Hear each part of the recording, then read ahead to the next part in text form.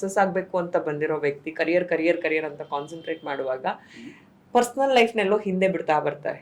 ಹೌದು, ಬಹಳ ಮಹತ್ವ ಇದೆ ಇದು ಎರಡನ್ನೂ ಏನಂತಾರೆ ಬ್ಯಾಲೆನ್ಸ್ ಮಾಡ್ಕೊಂಡು ಹೋಗೋದು.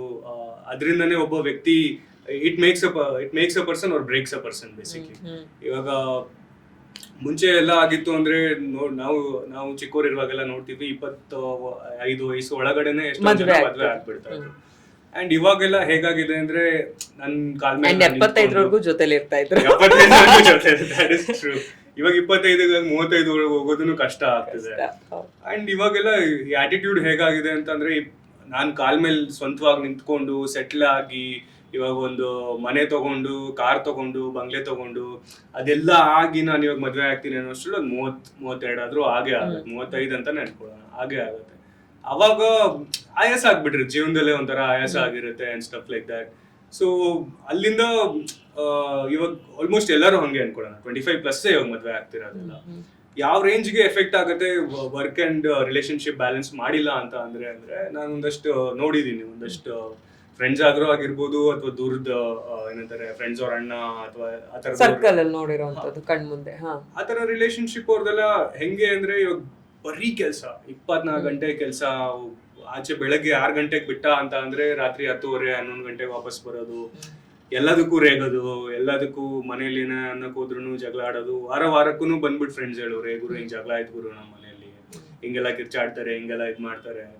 ಅಂಡ್ ಬರೀ ವೀಕೆಂಡ್ ಸಿಕ್ತು ಅಂದ್ರೆ ಮಲ್ಕೊಳ್ಳೋಕೆ ಅಥವಾ ರೆಸ್ಟ್ ಮಾಡಕ್ ಅಷ್ಟೇ ಇರುತ್ತೆ ಅವ್ರಿಗೆ. ಹೌದು, ಇಲ್ಲ ಏನಾದ್ರೂ ಅವ್ರು ಪಾರ್ಟಿ ಮಾಡೋದಕ್ಕೋ ಅಥವಾ ಎಲ್ಲೋ ಆ ಮೂಮೆಂಟ್ ಹ್ಯಾಪಿನೆಸ್, ಆ ಪ್ರೆಸೆಂಟ್ ಅಷ್ಟೇ, ಅದ್ರದ್ ಹಿಂದೆನೂ ಇಲ್ಲ ಮುಂದೆನೂ ಇಲ್ಲ. ಹೌದು, ನಾವು ಹುಡುಗರು ಎಷ್ಟೊಂದು ತಪ್ಪೇನ್ ಮಾಡ್ತೀವಿ ಅಂದ್ರೆ ಆಕ್ಚುಲಿ ಏನ್ ನಡೀತಾ ಇದೆ ಸೀನು ಅದನ್ನ ಹೇಳ್ಕೊಳಕ್ ಹೋಗಲ್ಲ ಪಾರ್ಟ್ನರ್ಸ್ ಜೊತೆ.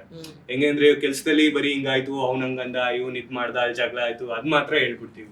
ಇವಾಗ ದುಡ್ಡು ಬರ್ತಿದ್ಯಾ ಕರೆಕ್ಟ್ ಆಗಿ, ಅಥವಾ ಲೈಕ್ ಈ ಅಡ್ವಾನ್ಸ್ ಬರ್ಬೇಕಿತ್ತು ಬಂದಿಲ್ಲ, ಈ ಪೇಮೆಂಟ್ ಆಗ್ಬೇಕಿತ್ತು ಆಗಿಲ್ಲ, ಅದ್ ನಾನೇ ಇಟ್ಕೊಂತೀನಿ ಬಾರನ, ನನ್ ತಲೆ ಮೇಲೆ ಇಟ್ಕೊಂತೀನಿ ಅಂತ ಹುಡುಗರು ಎಷ್ಟೊಂದ್ ಜನ ಹಂಗೆ ಮಾಡ್ತಾರೆ.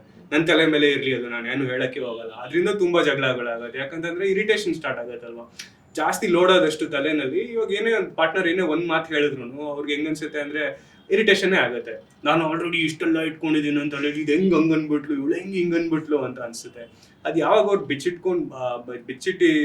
ಬಚ್ಚಿಟ್ಟಿರೋದನ್ನ ಬಿಚ್ಚಿಟ್ಟಿ ಮಾತಾಡಕ್ ಸ್ಟಾರ್ಟ್ ಮಾಡ್ತಾರೋ ಅವಾಗಿಂದ 100% ಈ ಬ್ಯಾಲೆನ್ಸ್ ಅಲ್ಲಿಂದ ಸ್ಟಾರ್ಟ್ ಆಗುತ್ತೆ. ಸೊ ಹೊಸೊಬ್ರು ಇವಾಗ ಕಾಂಟೆಂಟ್ ಕ್ರಿಯೇಷನ್ ಬಿಟ್ಟು ಜಸ್ಟ್ ಎಕ್ಸ್ಪ್ಲೋರಿಂಗ್ ಹೇಳ್ತೀನಿ first. So if you want explore in bike ಅಲ್ವಾ, first safety gears, protection gears are very much important. So ಈಗ ಜನ ಹೆಲ್ಮೆಟ್ಟೇ ಸರಿಗೆ ಹಾಕೊಳ್ಳೋದಿಲ್ಲ.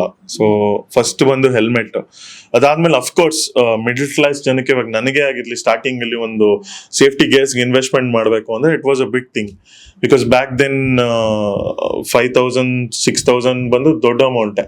ಸೊ ಹಾಗಾಗಿ you start saving yourself. Like ನಿಮ್ಗೆ ಸ್ಯಾಲ್ರಿ ಕಡಿಮೆ ಇದ್ರೇನು ಒಂದಿಷ್ಟು ಅಂತ ತಿಂಗಳು ಸೇವ್ ಮಾಡ್ಕೊಂಡು you start buying small gears, like gloves ಆಗಿರ್ಬೋದು, ನೀ ಗಾರ್ಡ್ಸ್ ಆಗಿರ್ಬೋದು, ಶೂಸ್ ಆಗಿರ್ಬೋದು, ರೈಡಿಂಗ್ ಜಾಕೆಟ್ ಆಗಿರ್ಬೋದು. ಸೊ ಈ ತರ ಪ್ರೊಟೆಕ್ಷನ್ ಗೇರ್ಸ್ ತಗೊಂಡು ನೀವು ರೈಡ್ ಮಾಡಿದಾಗ ಎಕ್ಸ್ಟ್ರಾ ಕಾನ್ಫಿಡೆನ್ಸ್ ಇರುತ್ತೆ ನಿಮ್ಗೆ.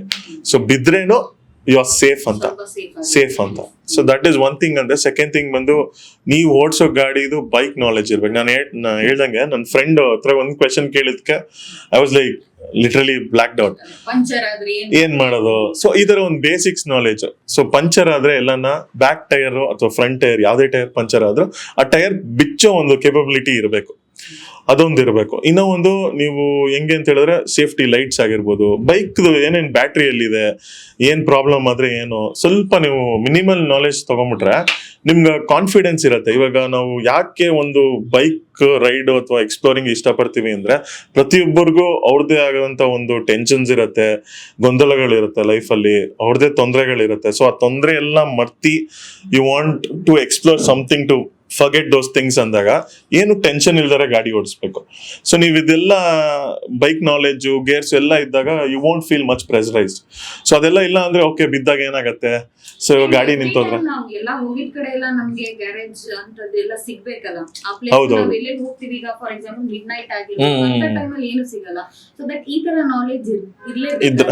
ಹೌದು ಇದ್ರೆ ನಮ್ಗೆ ಓವರ್ ಕಾನ್ಫಿಡೆನ್ಸ್ ಕೊಡೋದಕ್ಕಿಂತ ನಮ್ಗೆ ಆಪ್ಟಿಮಮ್ ಒಂದು ಕಾನ್ಫಿಡೆನ್ಸ್ ಲೆವೆಲ್ ಪೀಕ್ ತಗೊಂಡೋಗುತ್ತೆ. ಸೊ ಹಂಗೆ ತಗೊಂಡೋದಾಗ ನಿಮ್ಗೆ ಏನು ಟೆನ್ಷನ್ ಇಲ್ದರೆ ಓಡಿಸ್ತೀರಾ, ಎಂಜಾಯ್ ಮಾಡ್ತೀರಾ ಇನ್ನ. ಸೊ ಏನು ನಿಮ್ಗೆ ಗಾಬರಿ ಇಲ್ದರೆ ಓಡಿಸಿ, you will enjoy nature much more better.